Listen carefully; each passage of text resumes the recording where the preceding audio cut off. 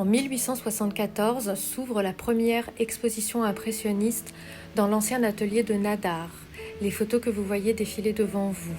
Elle y rassemble Monet, Manet, Degas, ces peintres que vous connaissez et qui pourtant à l'époque sont refusés par le salon officiel. Ils exposent leurs toiles modernes, gaies et lumineuses. En parallèle a lieu le salon officiel. Les visiteurs peuvent y voir les plus grands maîtres classiques de l'époque soutenus par l'Académie. 150 ans plus tard, la Galerie Saint-Martin vous ouvre ses portes et vous fait plonger dans cet univers, autant impressionniste que classique. Situé en plein cœur de Saint-Germain-des-Prés, venez découvrir cette atmosphère du début du 19e jusqu'à la fin du 20e. Et il y a 38 ans, la Galerie Saint-Martin a pour but de vous faire découvrir ce qu'on appelle en français les petits maîtres du 19e, des peintres aux très belles carrières que vous pouvez découvrir dans presque tous les musées du monde.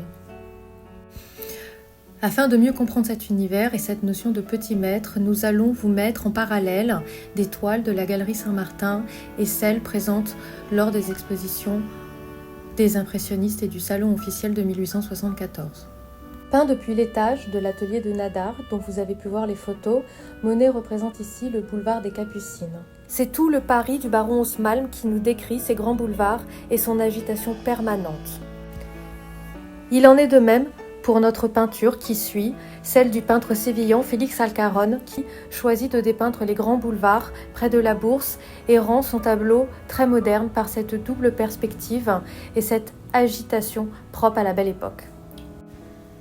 Jules Breton, un des plus grands peintres naturalistes, presque photoréalistes du 19e, expose le tableau Les Falaises en 1874 au Salon officiel.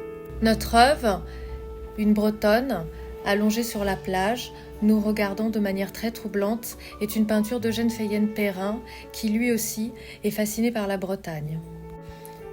Ces deux tableaux se ressemblent et s'opposent. Jules Breton et Eugène Feyen-Perrin mettent en avant le réalisme des vagues, du paysage et de la beauté. Pour autant, Breton met en avant une vision plus poétique de la jeune fille face à la mer. Quant à Eugène Feyen, notre peinture, celle-ci, rejoint un modèle plus érotique et sensuel. S'il y a bien un domaine où les impressionnismes révolutionnent la peinture, c'est dans le paysage. Celui-ci cesse d'être un fond, un arrière-plan pour devenir le sujet central du tableau. Chaque peintre a son lieu de prédilection. Si pour Monet c'est Argenteuil, pour Pissarro, ce sera Pontoise. Pissarro présente Gelée blanche avec 4 toiles au premier salon impressionniste en 1874. Elle sera la toile la plus critiquée de l'exposition. À la différence d'autres impressionnistes, c'est dans sa composition que Pissarro est très moderne.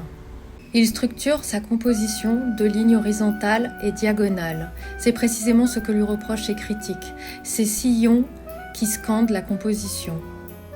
En dépit de son travail sur la transparence de la lumière et ses recherches chromatiques sur les tons pastels rendant cette œuvre si douce, reste incomprise pour son temps. Une décennie plus tard, une nouvelle génération de peintres groupés sous le nom de post-impressionnisme révèlent leur talent tout en s'inspirant des impressionnistes. Notre toile de Victor Charton approche beaucoup de Pissarro et de ce tableau La Gelée blanche.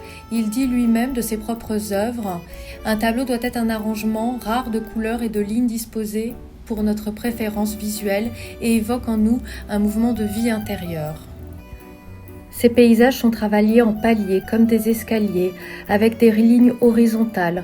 Il y travaille la matière, avec peu ou beaucoup de peinture. De Paris à Bordeaux, en passant par Marseille, mais aussi l'Italie, la Belgique, la Russie, venez découvrir plus de 800 toiles et 500 artistes. 150 ans après la première exposition des impressionnistes et les salons officiels, la Galerie Saint-Martin est fière de vous avoir présenté son univers qui résume la complexité de ce 19e et de ce début du 20e.